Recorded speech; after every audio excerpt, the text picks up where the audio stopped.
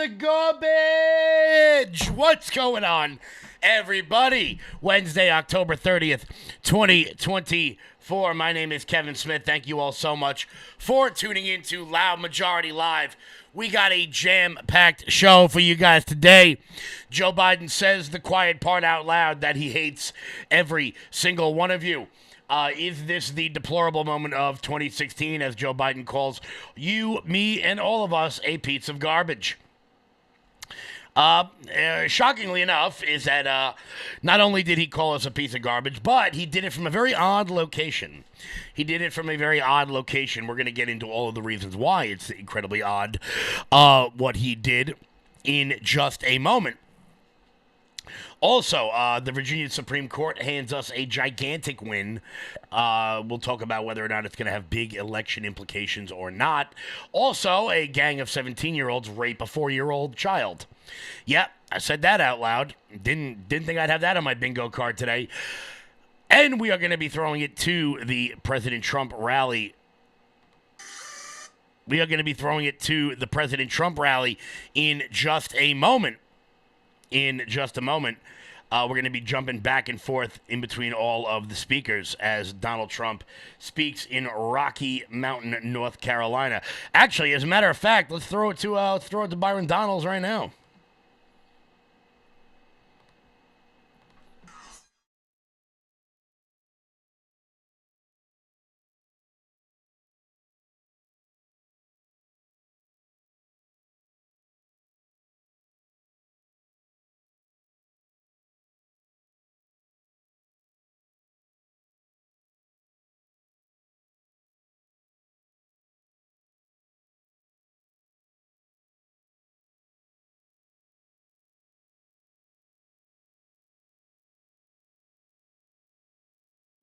Give me a second. For some reason, the sound is not working. Give me 1 second there, everybody. I don't know what's going on with that. Let me fix that real quick. We're definitely going to throw it back to Byron Donalds. Give me a second for some reason. Let's see here. Alrighty, in just a second, we're going to throw it back to Byron Donalds once I figure out what all happened with that. Not really sure.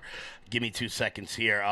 Before we do that, guys, hit the thumbs up button. Share the video out all over the place. We're going to throw it to Byron Donalds.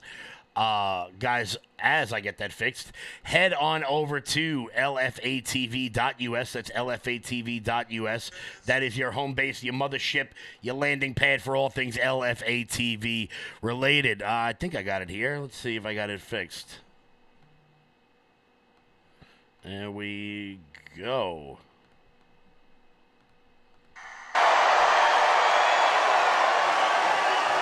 And in 6 days, North Carolina's going red, and Donald Trump's gonna be the 47th president of the United States.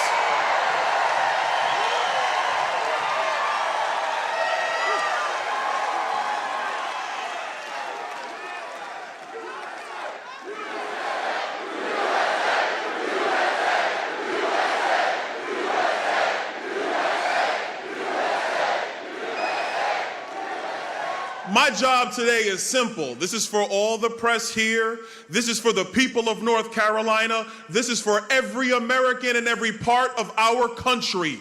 They have broken our nation. They have failed in leadership. And there is one man who will fix it, and his name is Donald J. Trump.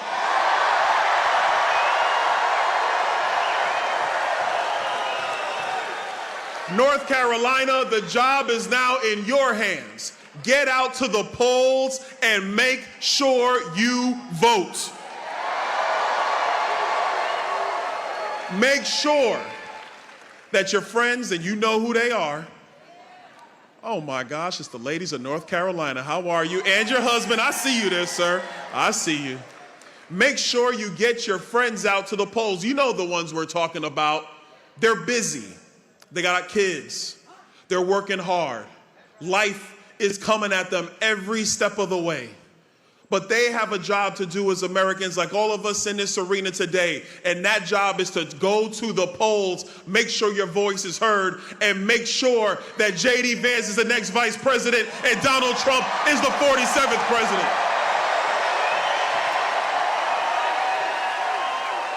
You see, I don't want to talk about Kamala. I don't want to talk about her. I'm done with her. This is about us. This is about America. We need a leader whose foreign policy is us getting out of wars, not into them. We need a leader who's going to secure the southern border and tell illegal immigrants it is time for them to go home. We need a leader who's going to build a strong economy again, so whether you're a senior on fixed income or a young person trying to get ahead and buy a home, you can have an economy that will work for you. And this is my own personal, and it's frankly, I know I'm in North Carolina, so I know this is yours too. We need a leader who's going to protect children and end this radical transgender ideology. We're going to protect kids in America. And we're going to get men out of women's sports in America.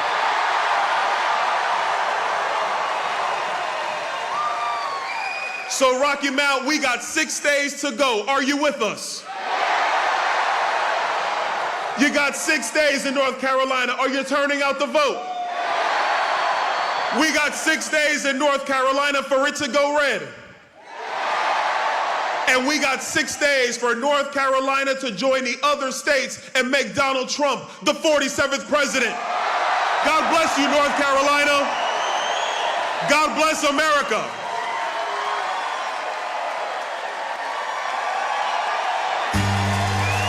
So that was Byron Donalds right there. We're gonna jump back in as soon as we get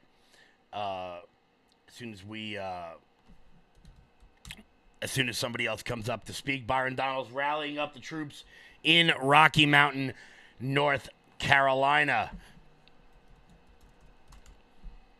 Obviously a very crucial swing state at the current moment in time. But let's get to the obvious story of the day as we await President Trump coming up on the stage. Of course, that would be the Virginia ballot case, which has actually made its way to the Supreme Court in a rather quick fashion, which is not something you see very often. The state of Virginia has successfully sued to get non-citizens off of their voter rolls. The Supreme Court has weighed in after Virginia asked them to intervene in the Biden administration's demand that they allow non-citizens on the voter rolls in the upcoming presidential election.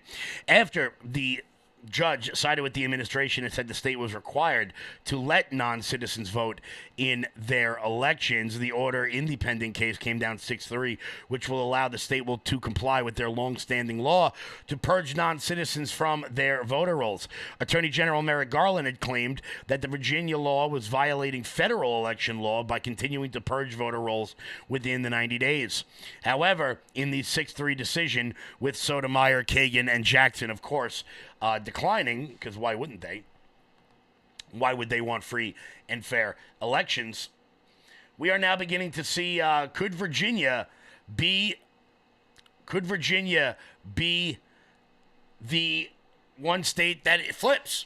You know, we've been talking a lot about states that have the potential to flip, whether it's New Jersey, whether it is New Hampshire, Virginia, Minnesota, or New Mexico. Obviously, all of that would be a watershed, would be huge for President Trump as we continue to focus on the 7 critical swing states. But if there is any sort of difference in that sort of flip, that is going to, that could really shake things up. We could have an early night. However, once again, we are not going to count our chickens before they hatch, so get out, everybody. Vote early, vote often. Do what you need to do. Get your people out there to vote. But between the paper ballots going out in Virginia and the state not allowing non-citizens to vote, this could have major implications, particularly down the ballot. Moreover, it just shows that there are actually people out there willing to fight for election integrity. The fact that this was even a question in anyone's mind ought to show you that Democrats have absolutely no desire whatsoever to have any sort of election protections at all. And we continue to see that as we are 5 days and a wake up away from saving America. Guys, hit that thumbs up button, share the video out all over the place. We got a couple more stories we're going to want to get to before we throw it back to President Trump, President Trump's rally in North Carolina. Let's get this live chat up onto the screen real quick. Where the hell's my live chat? Where the hell is my live chat? Here it is. Boom. There is everybody. How's it going? What's happening? I guess something's happening. We're not streaming on Facebook at the moment. To hell with that. To hell with that. Did anybody watch the Yankee game last night? Did anybody see that calamity happen in right field? One of the most wild things I think I've ever seen watching a baseball game. Shout out to Callie. Carol, how are you? Bob R. What's going on, everybody? So good to see everybody in the chat. Barb, what are we doing? What are we doing? Coffin, hello. Yes, the SCOTUS should have been 9-0, but, we can't depend on the liberal justices. K-Mac, what's happening? What is happening? I want to say hello to all of my pieces of garbage watching the show right now, as Joe Biden makes an absolute, complete, and utter ass out of himself. Once again, we are awaiting. Who's coming out now? Who is coming out now? We've got let's see. We are awaiting the next speaker to come out at his rally. Any minute now, we will throw it back to them. But when we come back from the Donald Trump rally, we're going to be talking about the garbage comment that Joe Biden made. Before we do that, the biggest benefit, honestly, has been with my skin. Skin was more hydrated, more radiant. This is the best superfood that you could take. It has all the essential nutrients you need for your skin, your gut, energy, focus, mood, performance. My hair has gotten so much thicker ever since taking this. I used to have a probiotic, a green juice that replaced it all with this Armra colostrum. It is amazing. You gotta take it. If you want to try it, try armra.com. Guys, start feeling better today with the superfood formula over at tryarmra.com/LFATV. That is tryarmra.com/LFATV. Start feeling better today, guys. Use promo code LFATV to get 15% off and free shipping. Go to tryarmra.com. Promo code LFATV. So, CNN was actually forced to admit that Joe Biden called us all a piece of garbage. Here that was. Tonight, there's new reporting about Joe Biden and a moment that explains why things are the way that they are. Sources tell CNN that the president is in do no harm mode, stapling himself to the bench at the direction of the Harris campaign.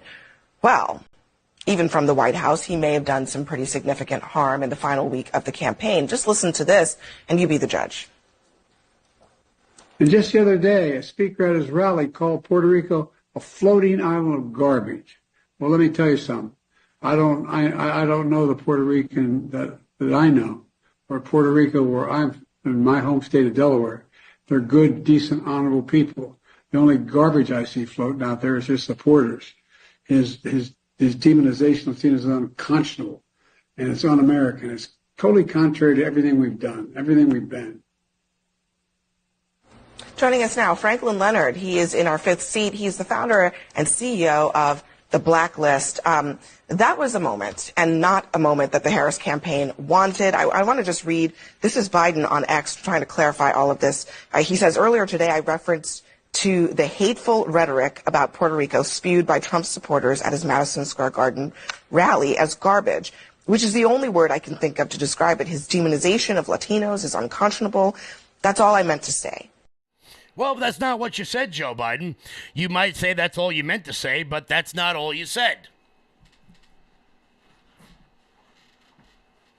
Finally saying the quiet part out loud as Joe Biden and the Democrats continue to call us all a piece of garbage. Now, The funny part about this entire thing is that the White House is, of course, running cover for Joe Biden, which is what they would naturally do, claiming that no, there was an apostrophe when he said supporters.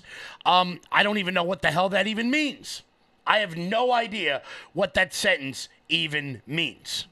But here was some guy on CNN that you've never heard of before running cover, and then Scott Jennings, well, being Scott Jennings. Say though, Bakari, he was in his house, the White House. He was in his house doing this, and the reporting is that there are places that he could be useful, but he's not everywhere like you might expect a sitting president to be for his vice president. I don't know that I would expect this president to be everywhere in this moment. I mean, look, a critical element, any coach will tell you, any CEO will tell you, a critical element of running a team and winning is assessing the strengths and weaknesses of your team members and making sure you allocate them in the right way.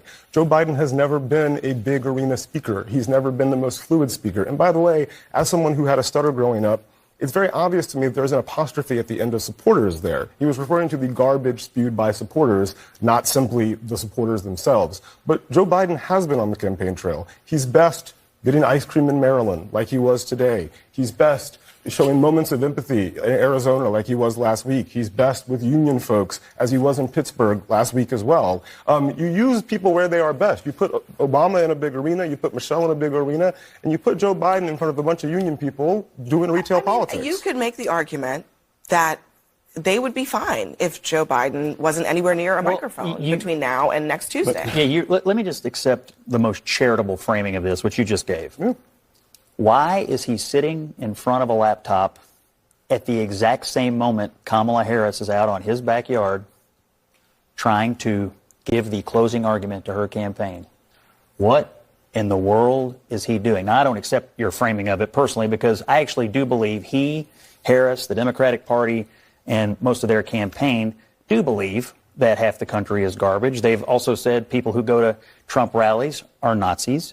And so it's pretty apparent the disdain with which they hold half of the country in. It's not true. We've already litigated it in Kamala's speech tonight. But as a tactical matter today, no, but you don't just get to say why in the world is Joe Biden giving remarks at the same time as Kamala Harris? I'll give you that. You're right. Why is Joe Biden giving remarks from a laptop when Kamala Harris is having a speech across the street? Not on the other side of town, not on a different side of the state, across the street from where he's currently sitting.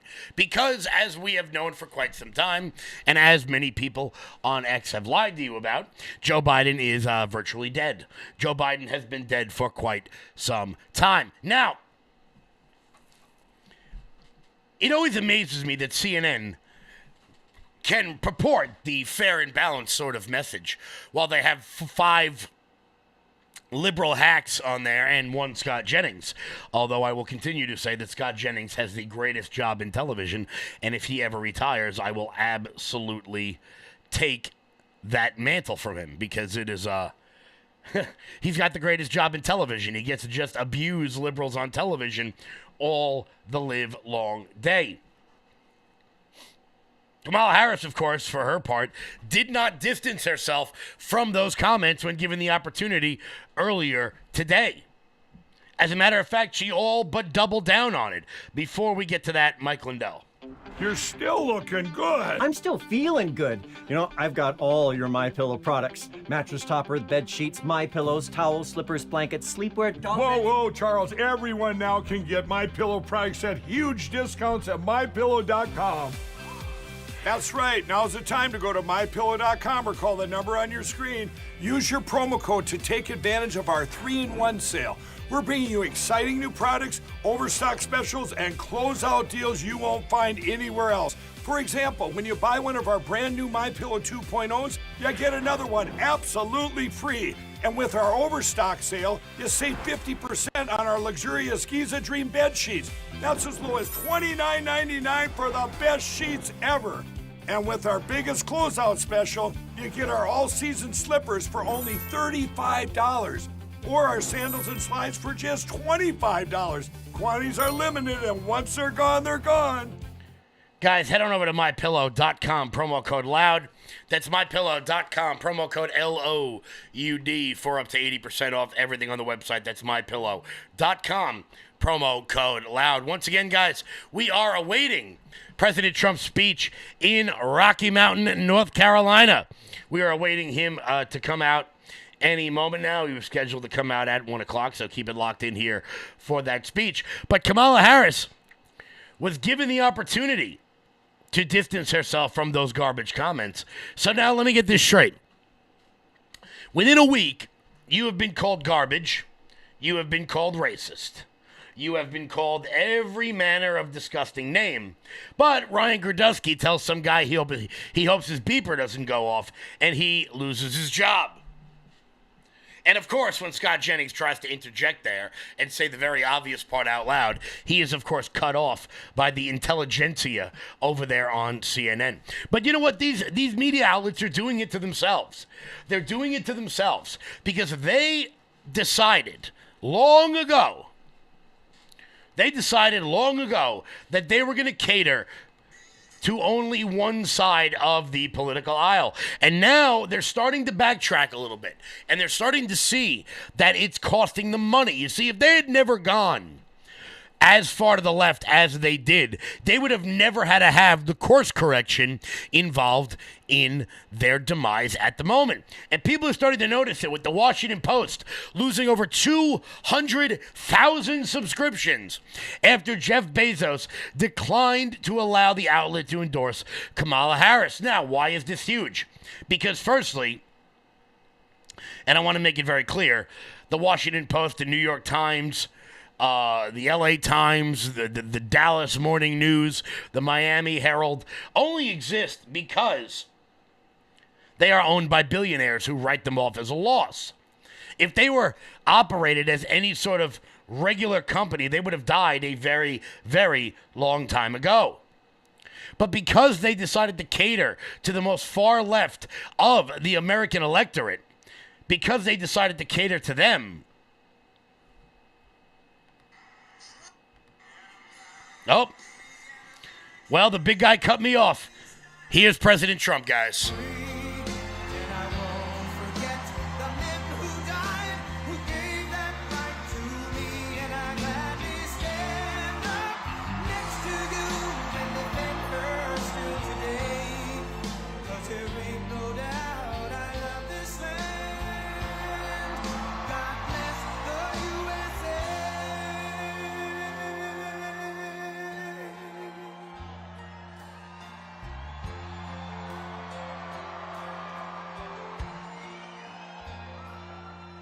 From the lakes of Minnesota to the hills of Tennessee, across the plains of Texas, from sea to shining sea, Detroit down to Houston, and New York to LA, where there's pride in every American heart, and it's time we stand and say,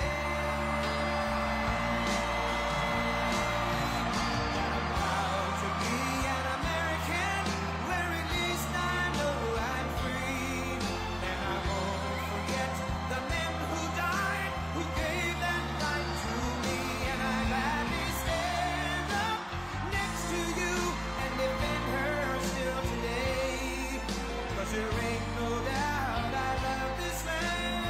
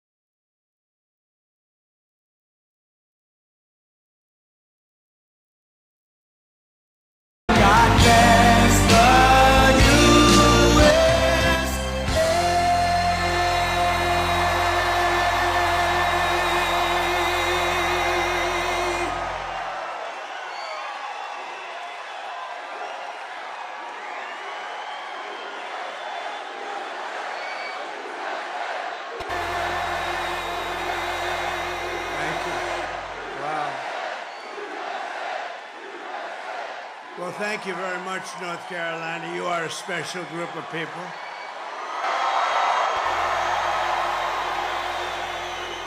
In fact, my beautiful little grandchild, the most beautiful little girl you've ever seen, is named Carolina. Do you know that?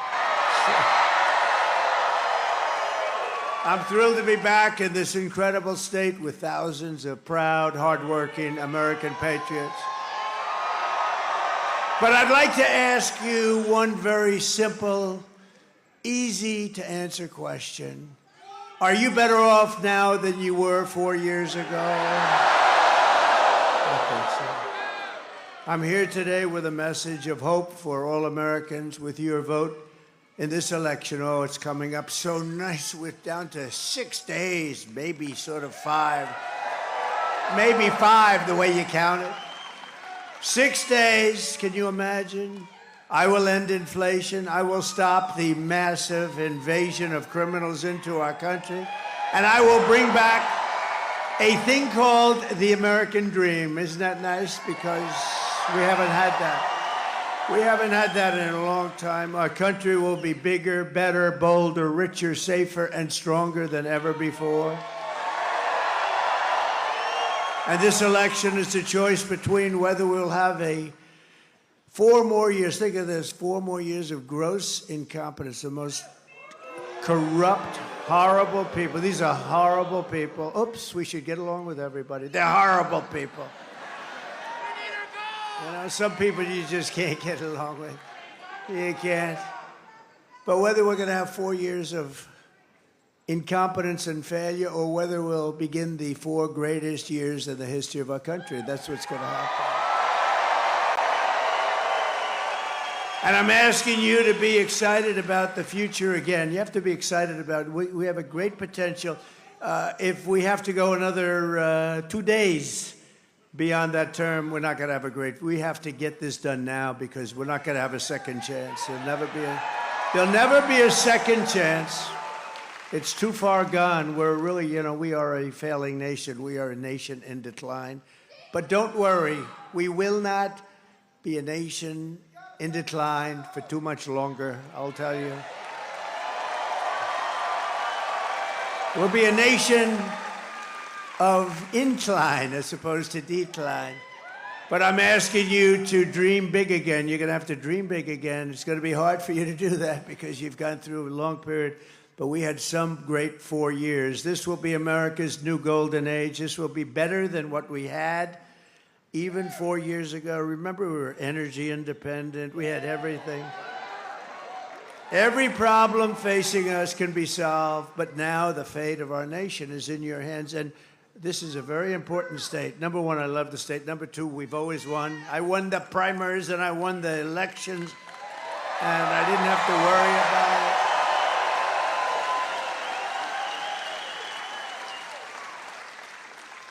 So, if you think 2016, we did great. 2020, we did much better, actually. They say, oh, he's a conspiracy theorist. We only got about, 12 million more votes, right? But this is the best of all. This is more enthusiasm than there was for even 2016 or 2020. This is the best. Nobody's ever seen it.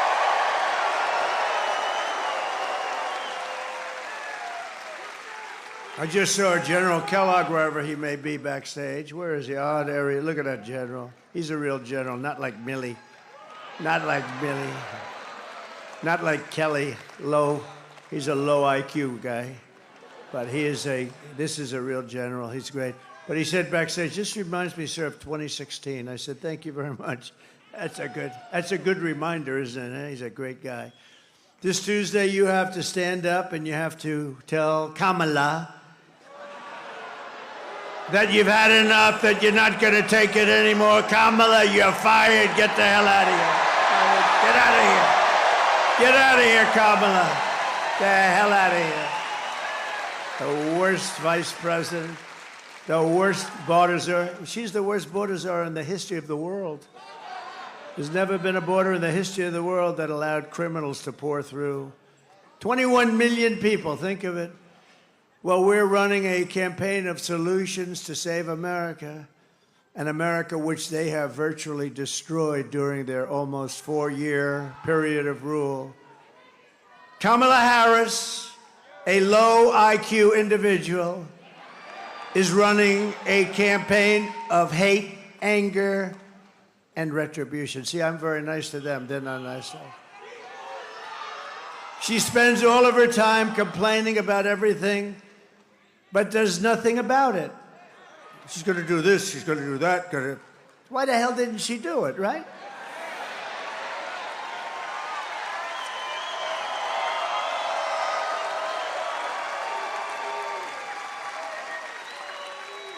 So now she's talking about what she's going to do on the border. Well, I'm going to do this and that, and this and that. All they had to do was leave the border alone. We had the safest border in the history of our country.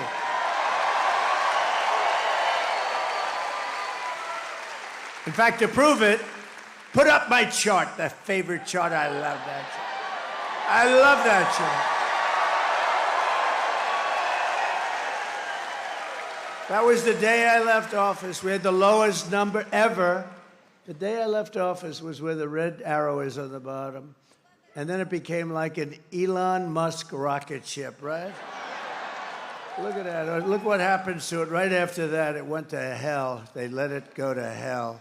We had remain in Mexico. You couldn't come into our country. I had to remain. You think that was easy to get from Mexico? I had to be very threatening. I always said, you're not going to do it? No, sir, we're not. Why would we do that? I said, because if you don't do it, I'm going to put a 100% tariff on your cars coming in. Sir, took me about 1 minute. They went from, we will absolutely not do that, sir. Why would we do a thing like that? Remain in Mexico. They have to remain in your car. I said, no. I tell you why. You know why? They went from that to saying, sir, we would be delighted to do whatever you'd like, whatever you. Now I said, we're going to put a 100% tariff on your cars if you don't do it. So they said, we'd love to have our people we would love to have MS-13 gang members, criminals, people from mental institutions stay in our country. It would be our great honor, sir. It was really amazing. It took less than a minute. Or what she's going to do about inflation. I'm going to do things about it. She caused the inflation. By screwing up my energy policies, she caused the inflation. And spending way too much money on the Green New scam. She caused it. But why didn't she do something about it, right? Or what she's going to do to get the economy going. We're going to do this and that. Oh, by the way, her plans are the plans of a simpleton. They're not going to work. We'll be in a depression like 1929. What we're going to do to get the economy. But why didn't she do it? Why didn't she do all these things? She's saying, we're going to do this. She's trying to disassociate herself from Sleepy Joe Biden.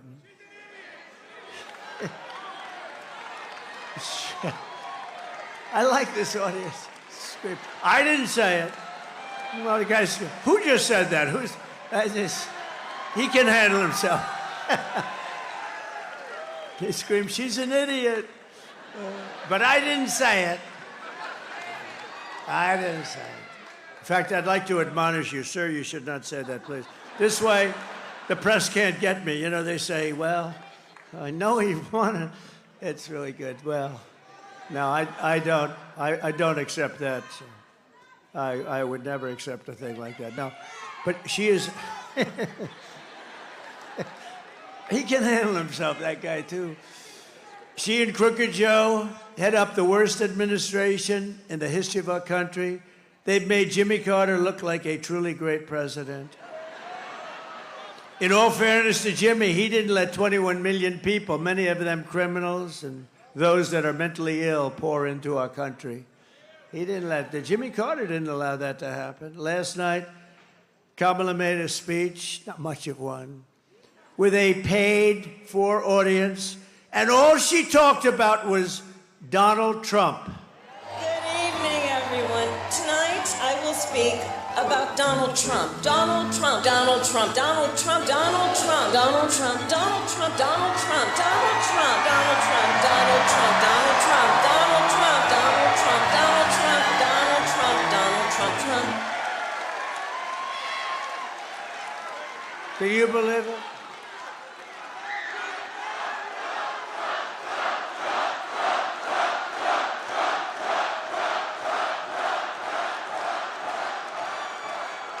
Because she and Joe have no achievements, only failure and gloom. See, that was so perfect. It worked out perfectly. I said, how am I going to say? Normally you'd stop and you'd say, please take a look at the video. But I have some very talented people. I say, when I say Donald Trump, you just let that go. They did a good job. And then I finished the sentence, because they have no achievements, because they're a disaster. She suffers from a very serious disease known as Trump derangement syndrome. Trump derangement syndrome. TDS, sometimes referred to as TDS, it's quite serious. It's inflicted havoc on some lives. But many Democrats suffer from that disease, and it's only because of one reason, because we're winning.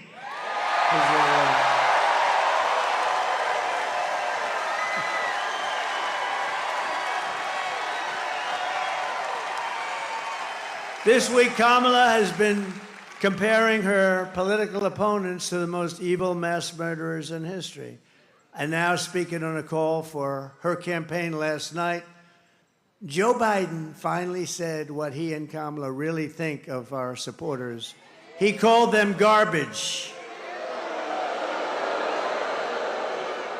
And they mean it, even though without question my supporters are far higher quality than Crooked Joe or Lying Kamala.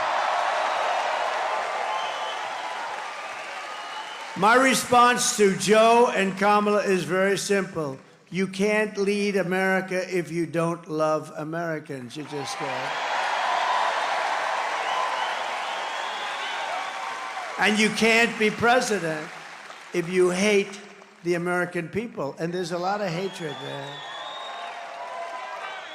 Kamala Harris is not fit to be president of the United States. She doesn't have the intellect, the stamina, or that special quality that real leaders must have to lead. We know what that is. It's a special quality. Joe Biden's comments were the direct result of Kamala's and Tim Walz, you know? You know who that is?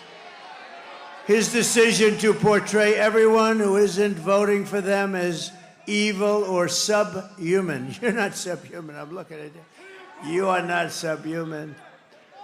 And we know it's what they believe, because look how they've treated you. They've treated you like garbage, frankly. They've treated you like garbage. You know what? The truth is they've treated our whole country like garbage, whether they meant to or not, because they're grossly incompetent people, and they've destroyed our country. Our country is suffering right now like it's never suffered with inflation. And with the infliction, think of it, they've allowed millions and millions of people to come into our country that are criminals, that are the highest level criminals. 13,099 Border Patrol, which endorsed me, by the way, very strongly. And it wasn't like I had any competition. 13,099 murderers, many of them murdered more than one person. 13,000, these are the numbers from Border Patrol during their term. 13,099 murders were let into our country. You have drug lords, you have terrorists, you have people from mental institutions. They're all let into our country. And I actually feel it's number 2 or number 3 on the list of things. Number 1 is the economy. Number 2 is inflation. Number 3 is what they've done to our border, what they've done to our country. They call it immigration. It's not immigration. It's horrible. It's horrible.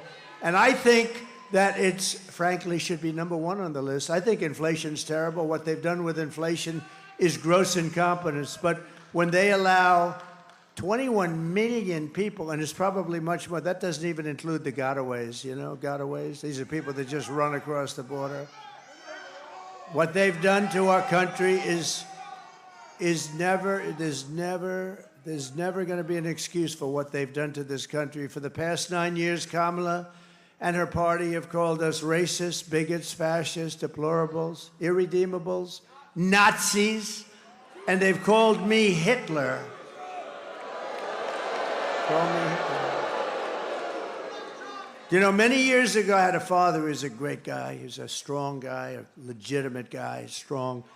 But you know, he always used to tell me, never use the word Nazi and never use the word Hitler. Now we're called Nazis, and I'm called Hitler. I'm not Hitler. Boy, my father, he's looking down. Well, my mother, I know she's looking down. My father is a little questionable because he was a little rough. I think he's looking down because he was a good guy. He was a strong guy, but he was a good guy. But he's looking down. He said, can you imagine? That's what they're calling my son. I told him for years, literally never use the term Nazi or Hitler. Now they're using it on us. It's unbelievable. They've bullied you. They've demeaned us. They've demonized us and censored us and deplatformed us and weaponized the power of our own government against us. They've gone after their political opponent, me. It's unbelievable. Did you see? Donald Trump wants to put us in jail. Donald Trump is going to go after some of the scum that you see back there, that's so dishonest. Donald Trump is doing horrible things. He wants to put us in prison. That's what they've been trying to do to me for 3 years. They got the story mixed up. And we won the big case in Florida already. We're doing very well. We're doing very well. Remember? Oh, we got him in Florida. That was the documents case, and I had the Presidential Records Act and lots of other things, but Joe Biden had the same case except times 10, because he took it out when he wasn't president. He did a lot of things, and they found him guilty, but they let him go because he was mentally incompetent. But they said he could be president, so they said, he can't stand trial, he's mentally incompetent, he's got no memory, and he's just got it. He just doesn't have what it takes, okay? But think of this. Here's the ruling. He can't stand trial because he's mentally incompetent, but he can be the president of the United States. Figure that one out. Mr. Congressman, figure that one out, Hudson. Can you imagine? They have taken your money. They've thrown open your borders to criminals and terrorists. They've flooded your towns with deadly drugs and death. They've given you jobs to illegal migrants and sent our blood and treasure to fight really stupid foreign wars, countries that you've never heard of, countries that you and your children have never even heard of. This Tuesday is your chance to stand up and declare that you are not going to take it anymore. You're not going to take it. 6 days from now, we can turn the page forever on this failed and corrupt administration. They are corrupt. They're failed and they're corrupt. They're the worst administration. Joe Biden is the worst president in the history of our country.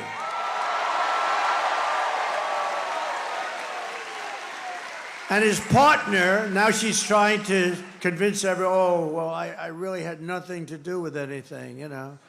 I'm sure he loves hearing that. She is the worst vice president in the history of our country. By the way, if you go back a few months, everybody was saying she's the worst vice president. She's incompetent. She's a dope. She's everything you can imagine. All of a sudden, they decided they better get politically correct, okay? And they chose her over 12 people that are far more competent. We can declare once and for all that we are done with their hatred.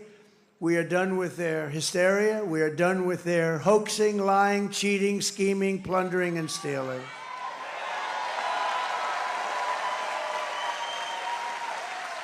And we're not going to let them divide and destroy America any longer. And that goes for Barack Hussein Obama, too. He's a divider. He's a divider. And Michelle, oh, she said bad things about me. Ooh. Michelle got out there the other day. Oh, I've been very nice to her. I guess that means I don't have to be nice anymore. Right? Oh, I'm looking forward to this. No, Obama was a great divider. He was a great, great divider. What we have built is the biggest, broadest, most incredible coalition and the greatest political movement in American history, I think in any history, if you want to know the truth. It's made up of the hard-working men and women who make this country run, who make this country great. We've brought together veterans and union members, soldiers and steel workers, farmers and auto workers, and patriotic moms and dads of every race, religion, color, and creed, right? We're welcoming historic numbers of African Americans and Hispanic Americans and Asian Americans and Arab Americans. And we're uniting Christians and Jews and Catholics and evangelicals and Muslims and Mormons and everyone who simply wants one thing. They want one thing, to make America great again. That's all they want.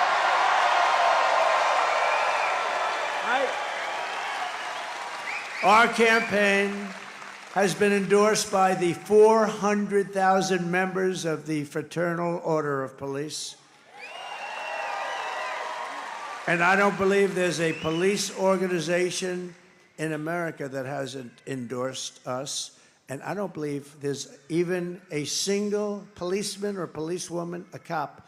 That's another thing. My father always used to say, never call them cops. That's disrespectful. I don't know. I think, look, I'm going with my father. So we're going to say policeman or policewoman. Never call them cops. That's disrespectful, son. I don't know. Makes sense? If my father said it, I do it. But think of that. I don't think a single policeman or policewoman has endorsed her. She was a leader of Defund the Police. That's hard to get an endorsement. Yes, I was in charge of defunding the police for 10 years. I'd love to have your endorsement. But then we had the Border Patrol agents who were so incredible. For 4 years, they haven't called her. She hasn't called. Think of this. 4 years. I said, has she ever called? Has Biden ever called? Sleepy Joe? No. I said, you don't mean no. You mean maybe they haven't called you, but have they called you? We had the top 10 leaders up. They gave me the best endorsement you've ever heard. And the worst statement about her, they said she's grossly incompetent. And then she's supposed to be running. I don't believe, they say it's like a close race. I can't believe it's a close race. Not that I just can't believe it. But I said, did she ever call you? No, sir. Never once. I said, you mean in almost 4 years? No, she never called, sir. Never once. Nobody. She never called anybody. She was in charge of the border, whether you call her borders or she doesn't want that name anymore because it was so bad. She did such a bad job. But she was in charge of the border. Think of this. And she never called Border Patrol one time in 4 years. By the rank and file membership of the Teamsters who endorsed us, I will tell you the Teamsters, we got 62% or something. And I got the endorsement. Oh, what a beautiful endorsement, because I love brilliant people. We don't have too many of them. We have to protect our brilliant people. There aren't too many of them. There aren't too many of them, period. But a certain guy that took a rocket that's 22 stories tall and came back down, and those thrusters went off, and I said, oh, no, it's going to crash into the gantry. It's going to crash. It's going to be terrible. But it didn't. It came down, and it was just about ready, and then the fire blew out of the bottom on the left side, and it moved it over, and then it came here, and it came down, and those two big arms grabbed it, like you grab your baby. Like you grab your baby, right? Elon Musk gave us a great endorsement. And you know,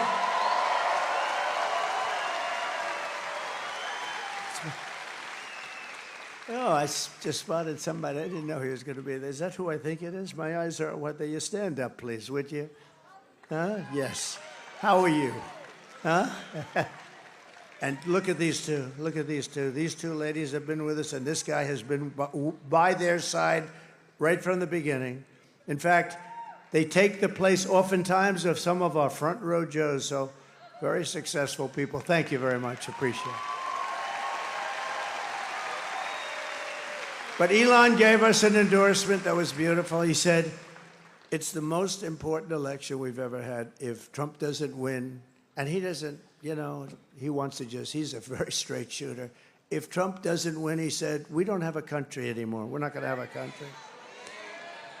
And it was amazing, actually. And you know where he is right now? He's campaigning for me in Pennsylvania. Can you imagine?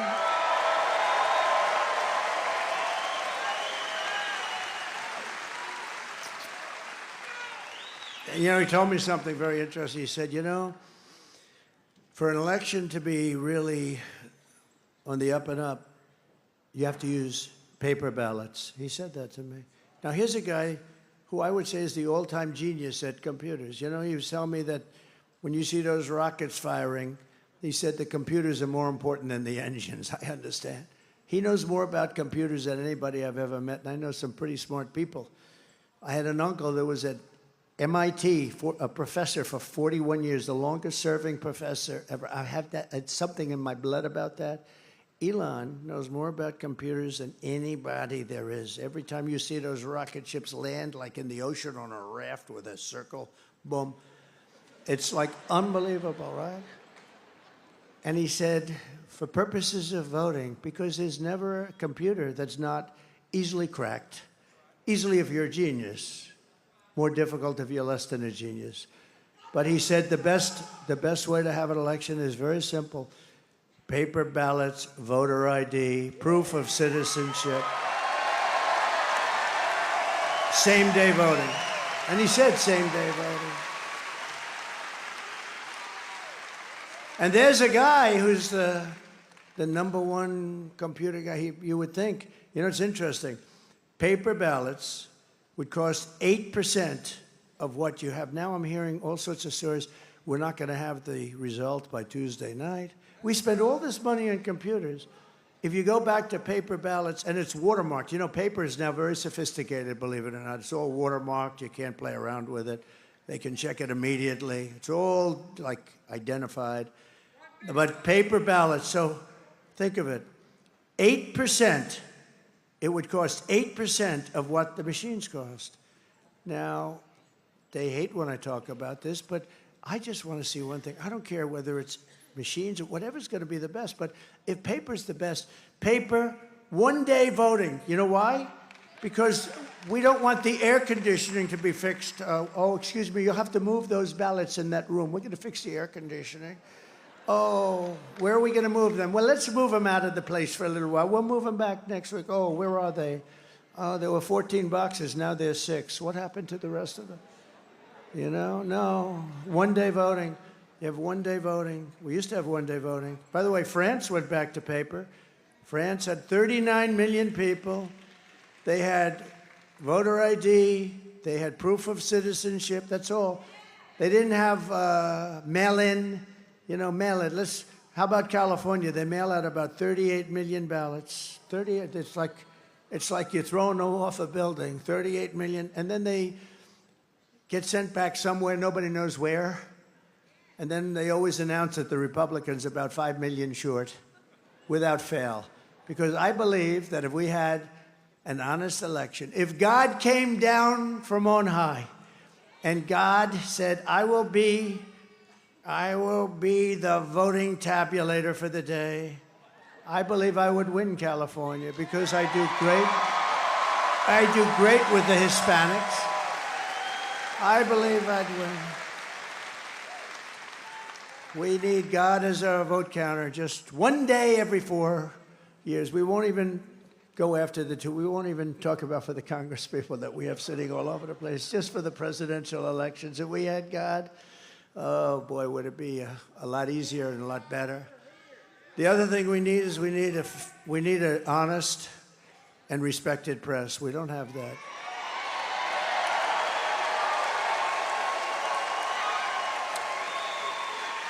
So I want to thank Elon Musk, and I just thought I'd give you his words of wisdom, but that's what he said. He said paper ballots are the way to go, and it's the only way to go. And you're talking about a fraction of the cost. And you would have the election determined, solidly determined by 9 o'clock or 10, whatever time you want. They put them in boxes, they seal the boxes, they hand the boxes. Every box has so many. I mean, you would have an accurate count by 9 o'clock, 10 o'clock, or 11 o'clock, whichever hour you chose. And they had that in France. It ended at 10 o'clock. The vote was broadcast. Nobody said, oh, I won or I did. It was, everyone went home. They had a winner and they had a loser. Everybody went home. It's a shame.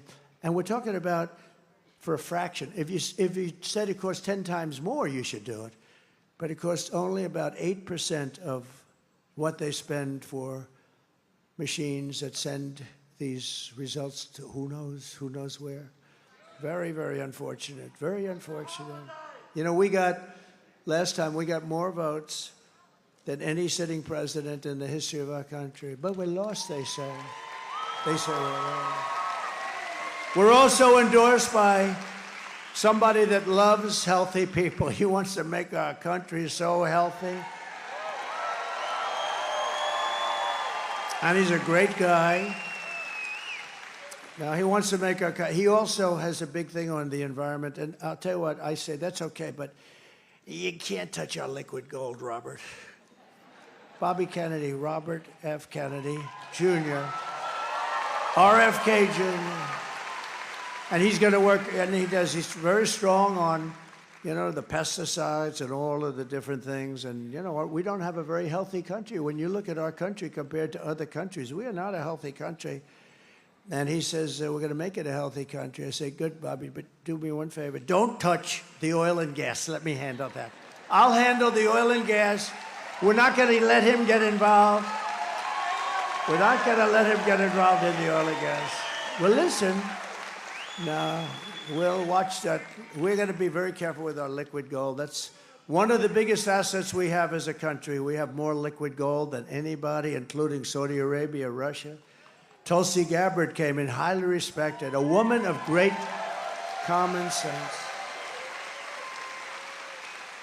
And they just gave me the name because I've had great respect, but I didn't know exactly why they had him on. Buzz Aldrin, very respected, the great astronaut, and highly respected. But I thought it was an unusual because we have a lot of people that endorsed us, and and you notice the Washington Post and Los Angeles Times and all these papers, they're not endorsing anybody. You know what they're really saying? Because they only endorse Democrats. They're saying, this Democrat's no good. They're no good. And they think I'm doing a great job. They just don't want to say it. Washington, and USA Today, congratulations. I just heard USA Today has not endorsed. They said, we're not going to endorse. That means that they think she's no good. But Buzz Aldrin's very interesting because great astronaut, but he's not the youngest person in this room, but he's a very sound man and great, looks fantastic. What he did is he said, I've never endorsed anybody in my life before, like General Kellogg. I've never endorsed, of course, he started endorsing me approximately about a minute after I announced I was running, but that's because he's a smart general, right? 1 minute. Was it 1 minute or was it 30 seconds? But Buzz Aldrin, for the first time in his life, he said, this is the first time I've ever made an endorsement, never made an endorsement. I'm endorsing Donald J. Trump. Isn't that nice? So thank you, Buzz Aldrin. And I like him too. I've always admired him. Kamala and Joe call them all of those people that I just named and all of the people here. And I think probably more than 200 million people in this country. You know, we really don't know how many we have because those borders have been opened so badly, you don't know. You know, other countries can tell you approximately what they have. I don't think this country does. But let's say you had 350 million people. If she won, you'd have 600 million people. in about 3 years. You'd have open borders, the whole world, every criminal from all over the world. Well, we're going to have that pretty soon anyway, but we're going to deport them out of here fast. But let's say 225 million people. She's essentially, and he's calling them garbage. They're a team, by the way. Oh, she hated that last night when she heard that. Although, honestly, I don't think she's smart enough to know what it really means. What that meant, that makes deplorable look like baby stuff, right? Deplorable with her. Remember Hillary? She said, deplorable and irredeemable. And I said, oh, what a terrible term to use the word irredeemable. I didn't know. Somehow irredeemable. I think it's worse, right? But you know what's worse than anything? Garbage. We're garbage. We're garbage. And I call you the heart and soul of America. You're the people that built America.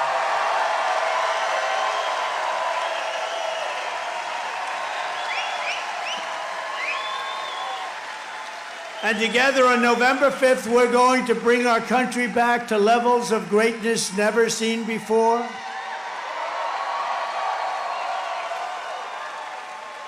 And I'll tell you, you know, look, North Carolina, it has been special. You know, when you just win a place, I love you. I love Alabama. In Alabama, I win by 48 points. Even you haven't caught us on that. Tennessee, we have so many great states that really love us.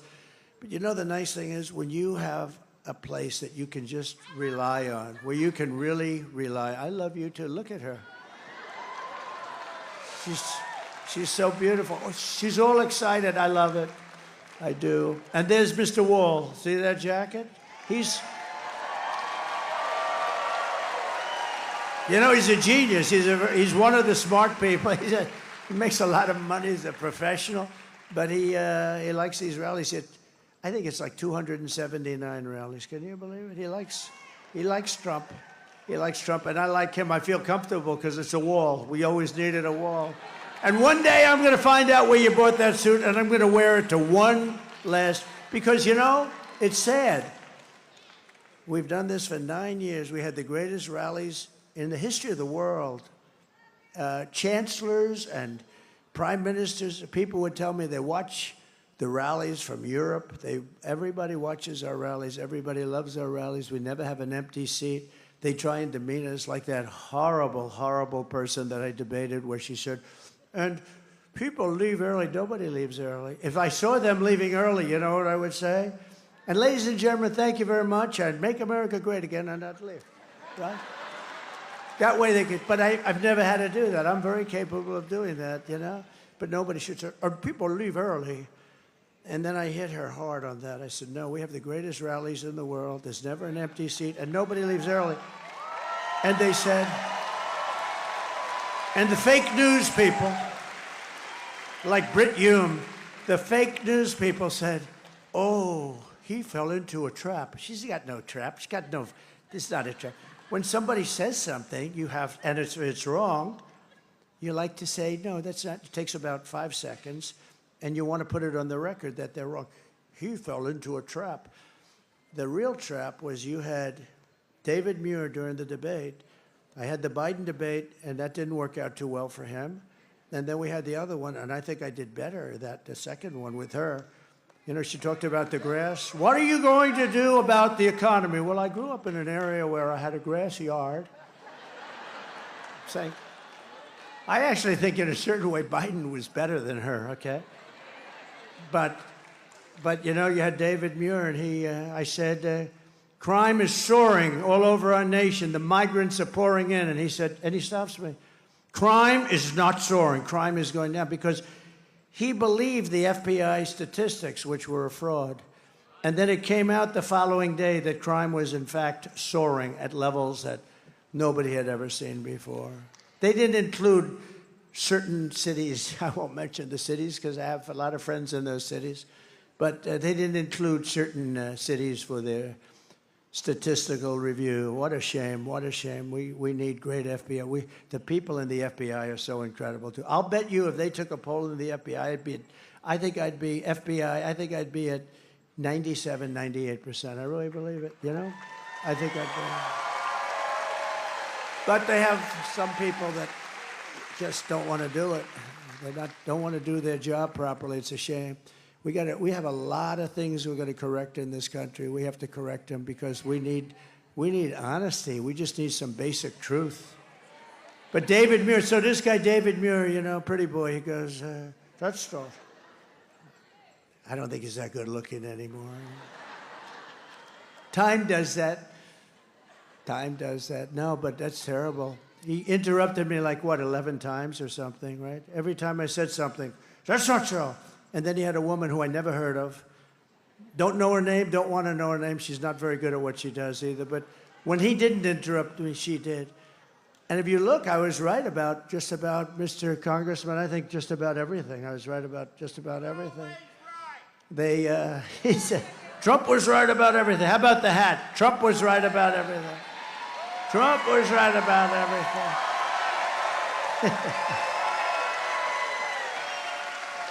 But we've said, now, but think of it. So that must have been the first one. I followed that storm right in. But I saw the devastation. I actually came back the following week because I didn't want to get it anyone's way. It was a travesty. It was vicious. It was water. The water was the worst we'd ever seen. It was a water hurricane. That's what it was. And it took houses right off the foundations and ripped the foundations, concrete foundations, like they were paper. And I saw areas that were just like gone. And yet you've set an all-time record in early voting. Think of it, the deadline you have set up till the date. Now, here are people, I'm talking about most of you who come from this area. Some people are coming from outside of North Carolina, but in North Carolina, these are people that have been devastated. They've lost their homes. At a minimum, especially in certain areas, they broke records in every single area, and some of the people, they didn't even have a home anymore. They were living in tents. No, but how great, and then those lowlifes call you garbage. No, think of that. Think of how bad it is. They have the nerve to say that. Think of the fact, you know, when we were looking at the numbers in the various states, and we came to North Carolina, and it just was hit by that horrible hurricane, and it just hit the hardest. I mean, others were hit badly too, but you were just wiped out. I said, you know, if we get 30% of the people to vote, and it was pretty much a Trump district, most of the area, I said, wow, that's bad. That's bad for a lot of reasons. Number one was it's bad, and people died. That's by far the most important. But from the standpoint of the voting, I said, you know, if we get 30 or 40%, that's amazing. That'll be amazing. They broke the all-time record. Think of it. Think of it. Amazing. Now, you're superior people, okay? Not garbage. You're superior people. If anybody would have, nobody. I went to one of the big pollsters. I was talking to him right after we got those numbers, because the numbers are coming in great. We're doing great in North Carolina. That doesn't mean you don't vote. Now you go on Tuesday and you just vote, right? But you got it. He says, we've got you. But when you think, I said to a pollster, I said, what do you think the chances? He said, it's the most incredible thing I've ever seen as a pollster. And I guess some people had to come back, and you couldn't even come back because you had areas of land with no river, and now it's all of a sudden landlocked. It's all waterlocked. I just think it's incredible. I think it's a great tribute to North Carolina, and I'd like to thank you very much. Amazing. It's amazing. You are hardy people. You are hardy people, aren't you? Look, she knows what I'm talking about. She knows what I'm talking about. The deadline for in-person early voting in North Carolina is Saturday, but you can do that, or you just come. You come whenever you want. You know, I'm one that was saying, a lot of people say vote early. That's great. But the main thing is vote. You got to vote. We got to vote. You got to vote. Republicans tend to vote on Election Day, and they like to make sure, I think, that vote goes into a box, you know, somewhere, and then they want to watch where the box goes to. But you got to just vote, and I think we're going to have this is a very important state. We win this state, we're sailing. We're sailing. We win this state, we're sailing. So if you have a ballot, send it in or get everyone you know. Vote, vote, vote. You're going to vote, and we're going to have record numbers. I think you're going to have, we're heading to record numbers in North Carolina despite one of the worst hurricanes anyone's ever seen. And I will say this about my competition. They did a horrible job of rescue and help. One of the worst. And I don't even believe it was because it was largely a Republican area. I think they did it because they're incompetent, okay? They did a horrible job, one of the worst jobs since Katrina, but some people say it was a worse job. Nobody's even showing up. You don't even see. And then you learn that they've spent almost $1 billion and they don't have any money for North Carolina because, or Georgia, or a lot of the other states, Florida, Tennessee, South Carolina. I mean, think of it. Georgia got hit. Georgia got hit so hard. But then you find out, and then you listen, and you find out that they don't have any money. FEMA, because they spent their money. FEMA spent money on bringing illegal aliens into our country. I'll tell you something. First of all, it's going to take a while anyway. They should be there. You know, there's nobody even sees anybody from the federal government. You know who's done a good job? Franklin Graham. He's in here. He's in here.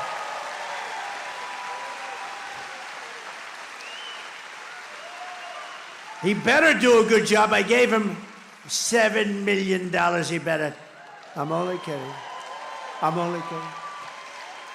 No, we gave him a lot because he does the best. He does a great job, and they have some others that do a great job.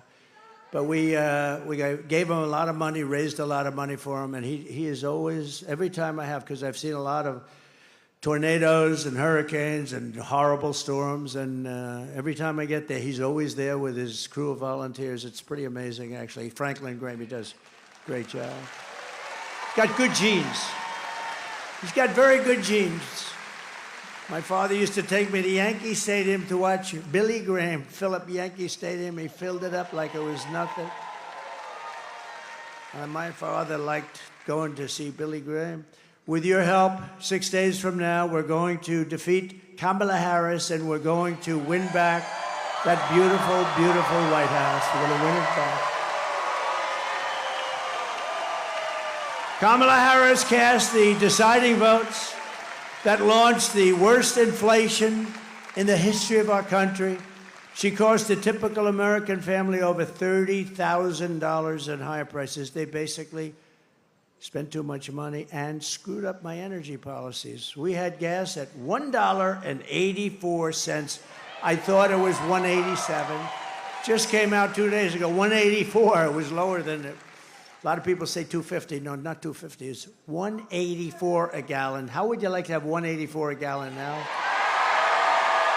We'll have it. We're going to have it again.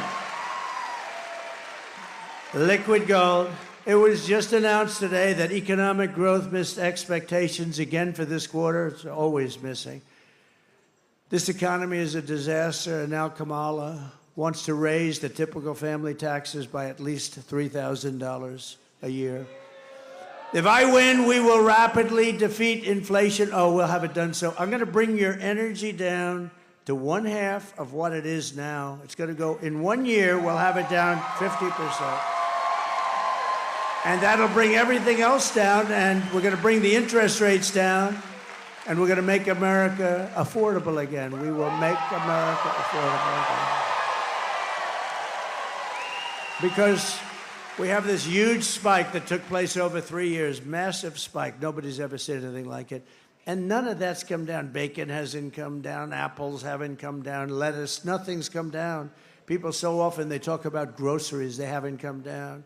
I will massively cut taxes for workers and small businesses. And we will have a very special kind of a thing happen. No tax on tips, no tax on overtime, and no tax on Social Security benefits for our seniors. None.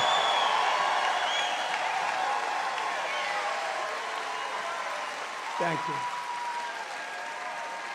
No, if you think our seniors, you know, they have a very fixed income, most of them. You know, I'm a senior too.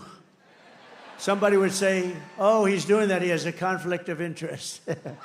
These fakers back here, they'll say, he has a conflict of interest, he's a senior. He's given himself a big tax break.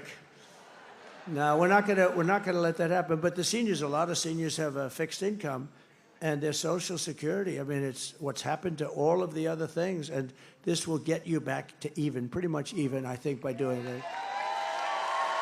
And I will support a tax credit for family caregivers who take care of their parent or loved ones.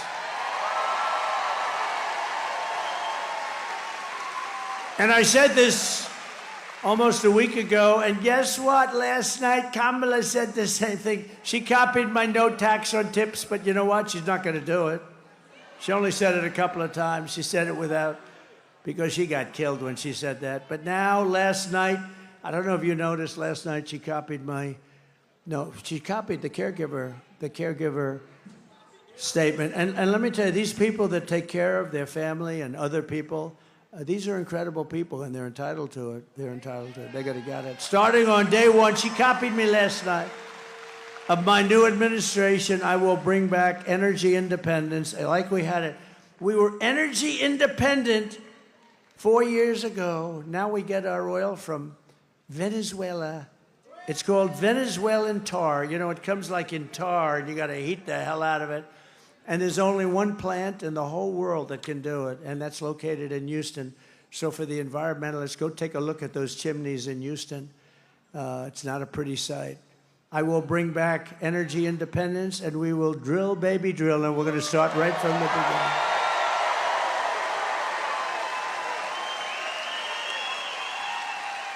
And to get back our millions of jobs that have been lost, we will give our companies the lowest taxes, the lowest energy costs, the lowest regulatory burdens, and free access to the best and biggest market on the planet. That's us. But we're not going to have that good market anymore if we don't stop it right now, because we're losing it. But only for those companies that make their product here in the USA and hire American workers for the job. And if these companies make their products here, then they will be paying a stiff tariff when they send their products into the United States for the privilege of competing with our workers and our now protected companies. They're gonna pay a stiff price. They're gonna pay a stiff price. So we're gonna protect. We have to protect, because they take our companies, they move them into Mexico, and it's pretty incredible. And you heard that I knocked out the biggest auto plant anywhere in the world. I just knocked it out. I did it without even being president. I told them they were building in Mexico, China, the largest auto plant anywhere in the world, and they were going to send those cars into us, and they were going to destroy Detroit, they were going to destroy Michigan and a little bit of South Carolina, where they have sort of a different system. They were going to destroy our auto manufacturing. The little that we have left, we probably have 40% compared to what we had years ago. And they were going to destroy, they were going to build the biggest auto plant in the world, and I heard about it through a man that was building the plant, the best in the world. He builds all the plants. I said, I want to see a plant. He said, you'll have to go to Mexico. I said, I don't want to go. I want to see one here. He said, we don't really build them here anymore. We build them in other places, but we build a lot. And Mexico is a real threat. Don't kid yourself. What they're doing in Mexico. And so I said, I don't want to go to Mexico. What are they doing over there? They're building some of the biggest plants in the world. One in particular. I said, wow, that's no good. I thought about it. Then I spoke before the Economic Forum in Detroit, very nice group of people, and I said, you guys are losing your shirts, and Detroit is, you know, making a comeback for 40 years. It's time now. We got to bring some companies back here. And I didn't like what I heard, because when they make millions of cars out of something where you literally press a button and it makes cars, when that happens, that's no good for us, because they're going to just flood the market and destroy everything that we have in Michigan and Detroit. And some, where you have it, some, you do big parts business, very big parts business here. So they're going to destroy you. So I announced that I'm going to put a 100% tariff on that plant.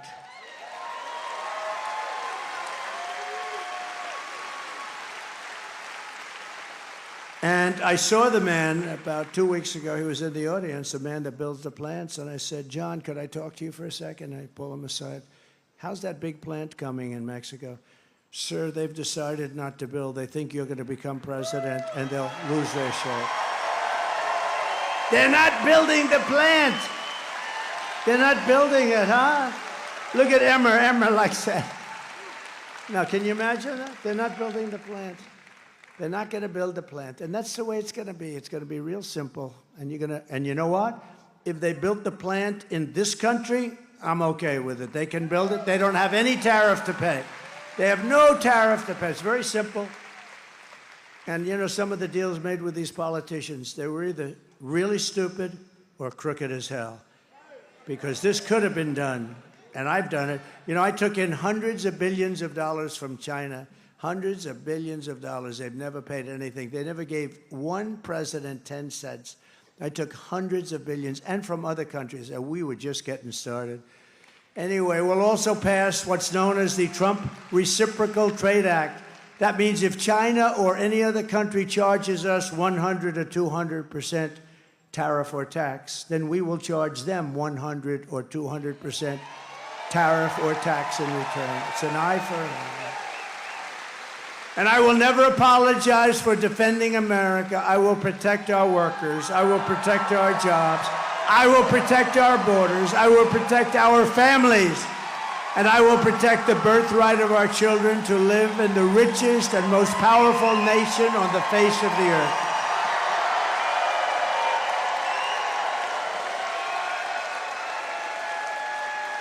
And as we rescue our economy, I will also restore our borders. Over the past 4 years, you see what's been happening. It's carnage. It's carnage. It's a carnage. Kamala has orchestrated the most egregious betrayal that any leader in American history has ever inflicted on our people. What she's done. She has violated her oath and eradicated our sovereign border and unleashed an army of migrant gangs who are waging a campaign of violence and terror against the citizens of the United States of America. Kamala has imported criminal migrants from prisons and jails, from insane asylums and mental institutions, the most dangerous anywhere in the world, and from all around the world. From Venezuela to Congo, the Congo in Africa, they're sending us large numbers of prisoners from the Congo in Africa. Congratulations, welcome to the United States. They're coming from the Middle East. They're coming from all over. They're coming from Europe. They're coming from Asia. And a lot are coming from South America, but not all. They're coming from all over the world. They're emptying their prisons into the United States. They're emptying their mental institutions into the United States. They're going to be empty very soon. And you know what's happened to their crime rates in places like Venezuela? Whoa, way down. They've taken their street gangs and they brought them into the United States and they said, if you ever come back, you will die. We're going to kill you. That's what they tell them. So these are including savage criminals who assault, rape, and murder our women, our girls. What they do to our families is outrageous. And my people told me, please, please, don't say you're going to protect women. Women don't want you to say that. I said, really, why? This is my geniuses. These are the people we pay all this money to give you political advice. I said, why? Women don't want to be protected, sir. I said, really? I don't think so. They want to be attacked by MS-13. Is that what they want? They want MS-13 to go in and knock their door down and do bad things? No, I don't think so. I think women, I'm going to protect the women, I'm going to protect the children, and I'm going to protect the men. I'm going to protect everybody. From these animals that have been unleashed into our country and from foreign powers. Look, I mean, is there any woman in the audience, please, that does not seek protection? Please raise your hand. Is there any woman in the audience that wants to be protected?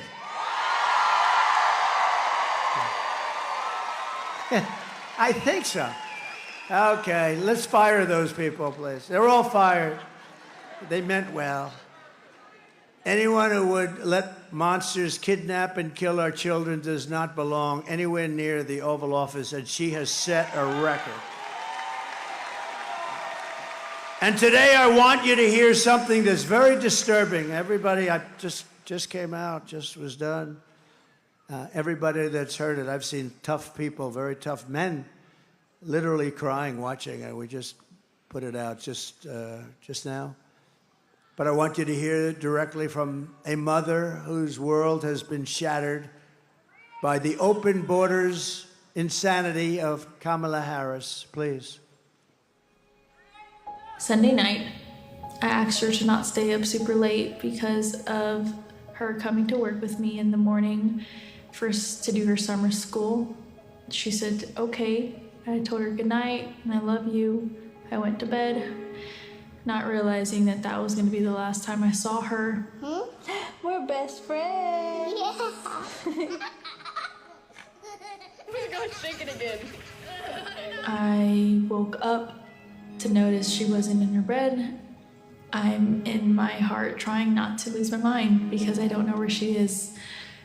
I finally remembered her phone had a location on, and her phone was pinging just 2 minutes down the road, right behind the skate park. I start driving to the direction the phone was being pinged at, and I see a couple cop cars with lights on. I see yellow tape, and immediately my heart drops and sinks to the bottom of my stomach.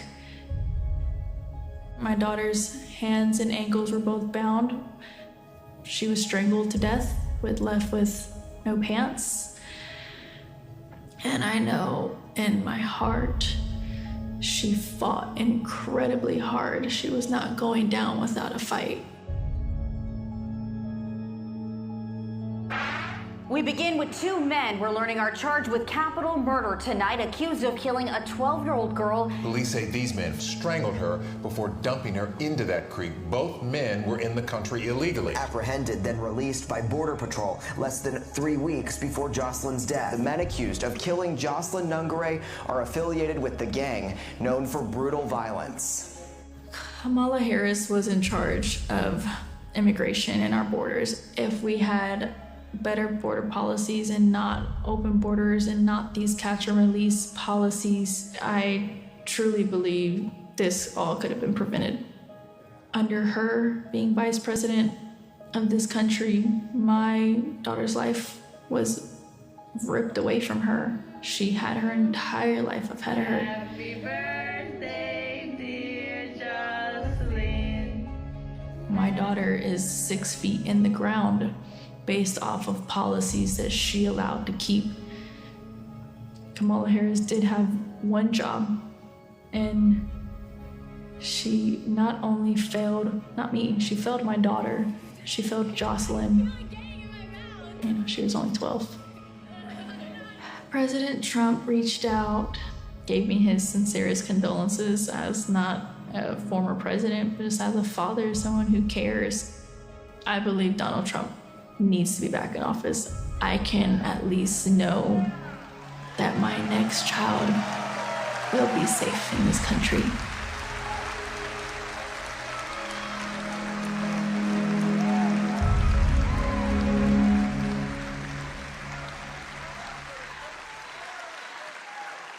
There's just no reason for it. Thank you very much. No reason. There's no reason for that. Thank you very much. But there's no reason for that. Open borders, open borders. Anybody comes in, doesn't matter where you come from. They don't even know where they come from. They don't check them. They don't know where they come. Are they from jails? They don't know anything about them. They just let them pour into our country. It's incredible. Now she's sort of stopped it by doing just a little bit because she was getting killed in the polls.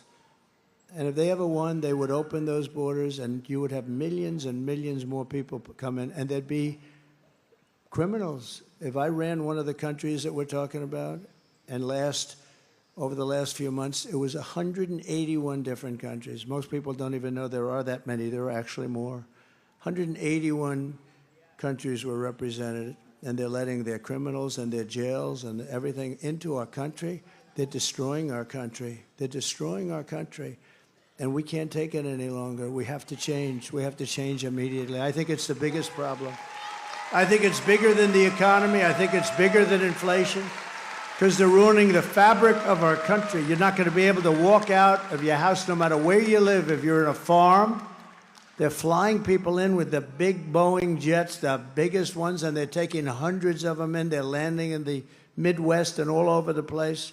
They're flying them right over the border. They're sick. The day I take the oath of office, the migrant invasion ends and the restoration of our country begins. The savages charge with brutalizing and murdering precious Jocelyn are members of the same vicious Venezuelan prison gang, Tren de Aragua, that's taking over apartment complexes and unleashing a violent killing spree all over America. You've read about them in Colorado, Aurora, Colorado. They've taken over complexes. They've taken them away from landlords. They've told people to get out. They've told the people, you pay us the rent from now on. You don't pay it to a landlord. You don't pay it to a property owner. You pay it to us. They've even taken over Times Square. Take a look. Open borders, deadly consequences. Border crisis. Record high crossings are putting a strain on cities across America. It is a full-blown invasion. Armed Venezuelan gang members storming an apartment complex in Aurora, Colorado. When people talk about migrant crime, this is what they're talking about. San Antonio, Texas, just one of the latest cities to have apartment complexes taken over by members of the Venezuelan gang. Biden and Harris had created a program to bring them in under humanitarian parole. I am in favor of saying that we're not going to treat people who are undocumented across the border as criminals. More than 13,000 illegal immigrants convicted of murder have been released into the United States. My 20-year-old daughter, Kayla Hamilton, was murdered in her own room. Kayla's murderer was apprehended by Border Patrol crossing illegally into the U.S. Kayla's murderer had been improperly released into the United States. Abolish ICE. Yeah, we need to probably think about starting from scratch. More than a dozen people suspected of being Tren de Aragua gang members right here in San Antonio. The gang members had been terrorizing the apartment complex. New details in the murder of Laken Riley. The illegal immigrant suspect, who cops say committed the heinous murder, is a Venezuelan national. He was paroled and released into the country by the Biden administration. If they'd all been properly vetted, that probably wouldn't have happened. 2 men investigators say are in the country illegally from Venezuela are charged with capital murder and the death of Jocelyn Nungaray. Martinez Rangel wrapped his arms around Jocelyn's neck, took off her pants, and climbed on top of her. Later strangled Jocelyn to death and then tied up her hands and feet. Court documents suggest a group of men arrested for beating and robbing a Dallas woman last month are members of a Venezuelan street gang. The men threatened to cut off her fingers if she did not cooperate. Manuel Hernandez was booked by Colleyville police just 2 days earlier and released the day before the robbery. A Peruvian gang leader who is wanted for 23 murders. He was arrested by Border Patrol near Roma, Texas, then released into America.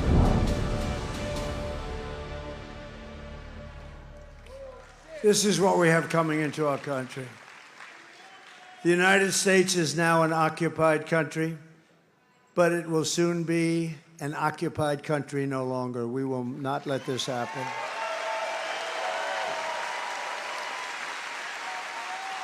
November 5th, 2024 will be Liberation Day in America. It'll be Liberation Day. On day one, I will launch the largest deportation program in American history.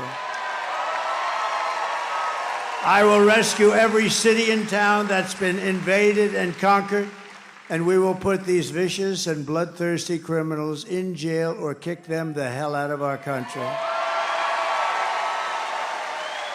And to expedite removals of Tren de Aragua and MS-13 and all of these gangs that are now living happily in our country, I will invoke the Alien Enemies Act of 1798. Can you believe that?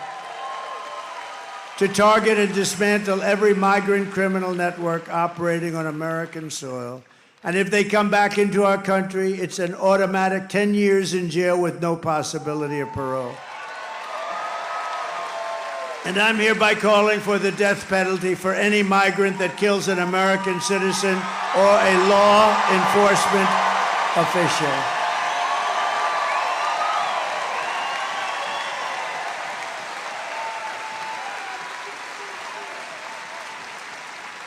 And I will immediately ban all sanctuary cities in the United States of America. With their open borders, they're going to destroy your Social Security and Medicare. They're going to destroy our health care. But I'm going to save it all, and I'm going to save our country. That's what we're going to do. These people are all signing up. Kamala's gross incompetence, she's a grossly incompetent person, disqualifies her from being president of the United States. Everyone knows it. No one respects her. No one trusts her. No one takes her seriously. To make her president would be to gamble with the lives of millions and millions of people. She would get us into World War III because she is too grossly incompetent to do the job, and then all of your sons and daughters will end up getting draft notices. They'll come, Mommy, Daddy, what does this mean?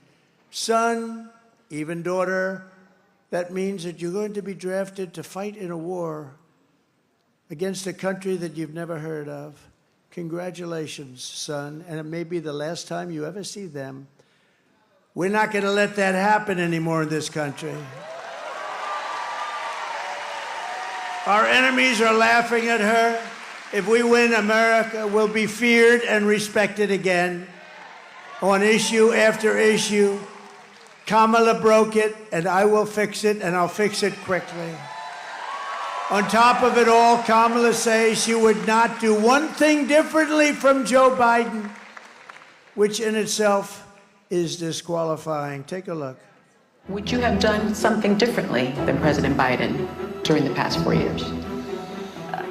There is not a thing that comes to mind. I stood there on the tarmac watching you check your watch. The chaotic and deadly U.S. evacuation from Afghanistan stunned Americans and the world and cost the lives of 13 U.S. soldiers. Would you have done something differently? There is not a thing that comes to mind. More than 13,000 illegal immigrants convicted of murder have been caught at the border and then released into the United States. An Afghan national is in custody today after being accused of plotting an election day terrorist attack. The suspect entered the U.S. on a special immigrant visa. Gut-wrenching new details in the murder of Georgia nursing student Laken Riley. The illegal immigrant suspect, who cops say committed the heinous murder, is a Venezuelan national who crossed the unsecured southern border back in 2022. 2 men investigators say are in the country illegally from Venezuela are charged with capital murder in the death of Jocelyn Nungaray. A fifth illegal immigrant accused of attacking 2 New York City police officers over the weekend showed no remorse or regret. Would you have done something differently? There is not a thing that comes to mind. Only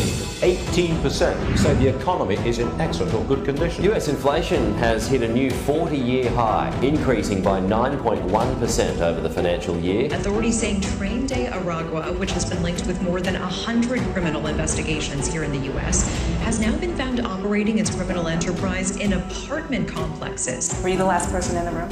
Yes.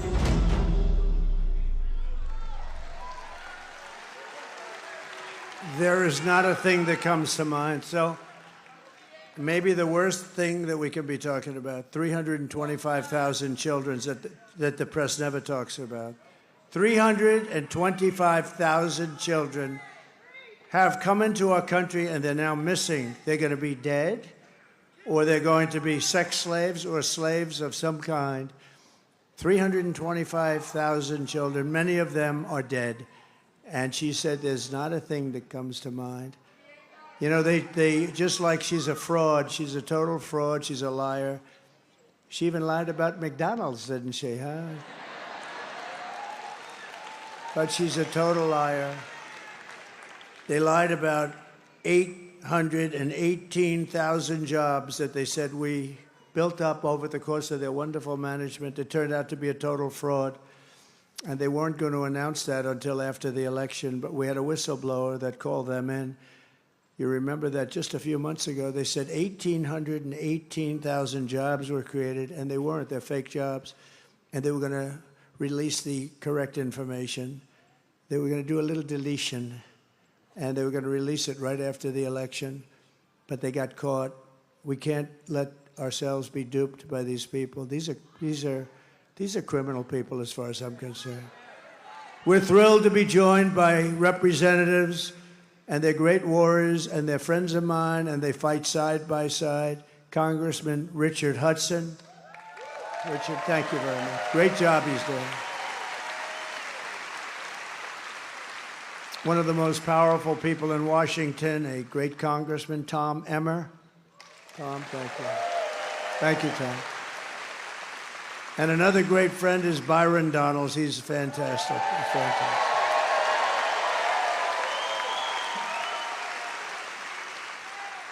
And you have a congressional candidate that I know is going to win. She's up in the polls. She's doing great. Lori Buckout.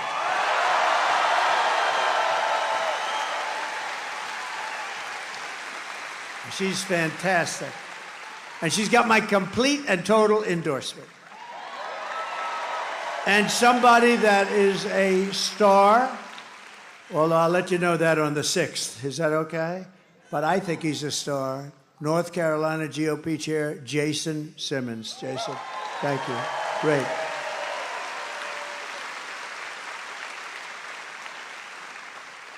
So I also want to say hello to Keith Kellogg, General Kellogg. He's one of our really great generals. Thank you very much. Thank you. Thank you, Keith. Been with me right from the beginning, right? From day one. And my son-in-law, Michael. Michael is a fantastic young guy. I have to introduce him. Thank you, Michael. Thank you very much. Thank you, Michael. I also want to send our prayers to everyone in North Carolina and other states still recovering from the hurricanes. If I win, we will get them and we will support you. You know, on January 20th, it's not too far away anymore. January 20th is when you take office. We'll have people here so much you will say, please, we got too many people. Get them out of here. We have too many people. We had great success with FEMA. And if you know, it would be amazing. It's been acknowledged that the hurricane rescue effort and rebuilding effort is the worst that we've just about ever seen, outside of maybe Katrina, but I think it's worse. There's nobody even here, and the devastation is incredible. And how the hell could you vote for somebody that's in charge of it, right? So I don't think you're going to vote for Kamala. Here are the facts. Kamala is a radical left Marxist, rated even worse than crazy Bernie Sanders or Pocahontas herself. She destroyed our economy. She was an original creator of Defund the Police movement, and anybody who wants to defund the police for even 1 week or 1 day is not worthy of being president of the United States. Kamala vowed to abolish ICE, our great heroes of ICE. As California Attorney General, she redefined child sex trafficking, assault with a deadly weapon, and rape of an unconscious person as totally nonviolent crimes.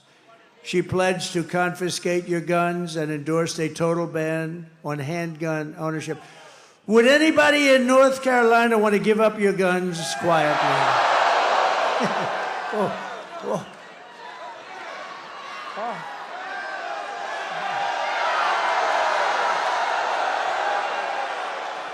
Oh, it could have had an impact on my hearing for the rest of my life. That's not going to be an easy job, is it? No, but that's where she comes from. She even called for free sex changes for illegal aliens in detention at taxpayer expense. So in conclusion, with your vote this November, we are going to fire Kamala and we're going to save America. Going to get her out. Going to get her out. Right? The man? We're going to get her out. We will cut your taxes, end inflation, slash your prices, raise your wages, and bring thousands of factories back to America and back to North Carolina where they belong. And I have a little personal favor that I'm going to do, North Carolina. I'm going to get your furniture builders and artists and manufacturers. We're going to bring them back. They left you for China. They're going to be coming back because this is where they want to be. I came down here so many times. I'd build a hotel. I said, I want to go to North Carolina. I came so much. I'd say, no, I like the arm to be a little bit on that chair, a little bing, bing, bing, bing. These guys were so good. And now you have just a fraction of what you had. You're the best in the world. I'd buy from China, and then they'd sit in a chair, then the chair would collapse, and I'd get sued. This is true. They'd sue me because the damn chair would break at a hotel. Mr. Jones would sit down. He's slightly overweight, like about 200 pounds. He'd sit in that chair, and the thing collapses. The next thing I know, sir, you've been sued by Mr. Jones of someplace. Now you built the greatest furniture in the world, and you're going to be doing it again. You're doing it a little bit, but you're going to be doing it again. We will build American, we will buy American, and we will hire American. I will end the war in Ukraine. It would have never started if I were president. I will stop the chaos in the Middle East, and I will prevent World War III from happening. I will crush violent crime and give our police the support, protection, resources, and respect that they so dearly deserve. We're going to take care of our police. We will strengthen and modernize our military. I rebuilt our military, and they gave a lot of it away to a place called Afghanistan in the most embarrassing moment of our country's life. We will build a missile defense shield massively. We are going to build the greatest, the biggest missile defense shield. A lot of it's going to be made right in the USA. It's all going to be made in the USA. It's going to be made right here, though, a lot of it. We will rebuild our cities, including our capital in Washington, D.C., which is horribly run, which is filthy dirty, with graffiti all over columns and lions and everything else. And we're going to take care of our capital. We're going to make it beautiful and safe. We're not going to have people being killed there, but we're going to make our cities beautiful, clean, safe again. We will teach our children to love our country, to honor our history, and to always respect our great American flag. And we will get critical race theory and transgender insanity out of our schools. And we will keep men out of women's sports, if that's okay. I will defend religious liberty. I will restore free speech. And I will defend the right to keep and bear arms, your Second Amendment. And I have everybody's endorsement, including the NRA, and always have had it. And it is under siege. Your Second Amendment is under siege. After years of building up foreign nations, defending foreign borders, and protecting foreign lands, we are finally going to build up our country, defend our borders, and protect our citizens. And we will stop illegal immigration once and for all. We will not be invaded. We will not be occupied. We will not be overrun. We will not be conquered. We will not be conquered. They are conquering us. They are conquering us from within. We will be a free and proud nation once again. Everyone will prosper. Every family will thrive. And every day will be filled with opportunity and hope, and will be filled also with a thing called the American dream, something you don't hear about so much anymore. But for that to happen, we must defeat Kamala Harris and stop her radical left agenda with a landslide that is too big to rig. You need to get out and vote. That's all you don't have to give me money. You don't have to give me anything. Just go out and vote. Who has voted so far? Oh. Who is going to vote? Okay, get out. Every vote. Thank you very much. That's very impressive. For the past 9 years, we have been fighting against the most sinister and corrupt forces on earth. With your vote this election, you can show them once and for all that this nation does not belong to them. This nation belongs to you. Belongs to you guys. It was hardworking patriots like you who built this country, and 6 days from now, it is hardworking patriots like you who are going to save our country. After all we have been through together, we stand on the verge of the 4 greatest years in American history. With your help from now until Election Day, 6 days, we will restore America's promise, and we will take back the nation that we all love.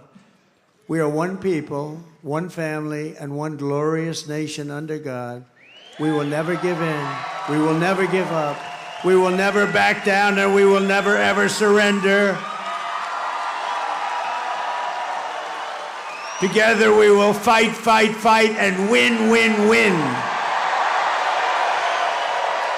November 5th will be the most important day in the history of our country, and together we will make America powerful again. We will make America wealthy again. We will make America healthy again. We will make America strong again. We will make America proud again. We will make America safe again. And we will make America great again. Thank you, North Carolina. Thank you. God bless you. God bless you. Thank you.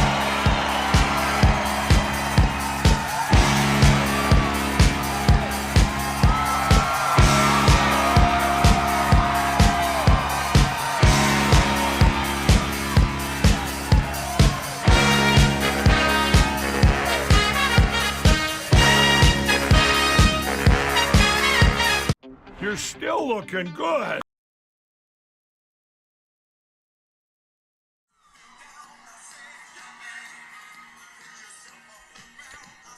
Got to do the Trump dance. Oh, there he is. There he is doing the Trump dance. Let's throw it back.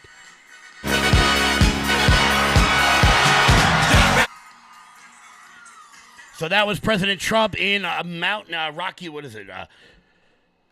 In North Carolina, guys. Obviously, we went a little bit long today. Ryan Mata is on right now on LFA TV.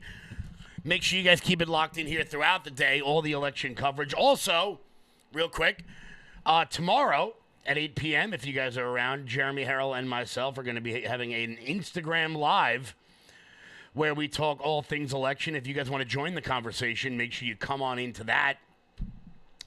We'll bring you guys in live, and we'll have a little chit-chat about the upcoming election. Once again, that's 8 p.m. Eastern. Guys, before we wrap up today, obviously we went a little bit long. Head on over to loudmajorityusa.com. Sign up for the newsletter. Check out our shop. You can pick up the Dark MAGA hats, baby. We got them in stock. Giddy up, let's go. Also, the amazing Loud Majority US t-shirts. You guys can grab them over there. Use promo code LFA to get 20% off everything on the website. That is promo code LFA to get 20% off everything on the website. Check out lfatv.us. That's lfatv.us. Check out Jeremy's shop over there. Going to be a good time. Once again, guys, tomorrow, 8 p.m. Eastern, me, Jeremy Harrell, some of the other hosts may be jumping in. You guys can jump in, too, if you want. Give us a follow over on Instagram. Guys, check out all the other shows today. I'll be back live tomorrow at 1 p.m. Until then, stay loud.